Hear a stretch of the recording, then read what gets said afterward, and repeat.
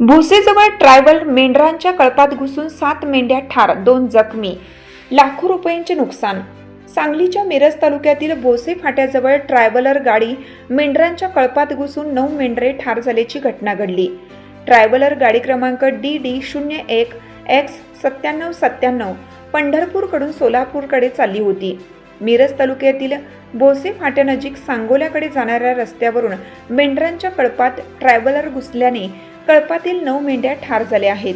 तर या मेंढपाळाचे यामध्ये लाखो रुपयांचे नुकसान झाले असून मेंढपाळ कोल्हापूर जिल्ह्यातील असल्याची प्राथमिक माहिती मिळत आहे.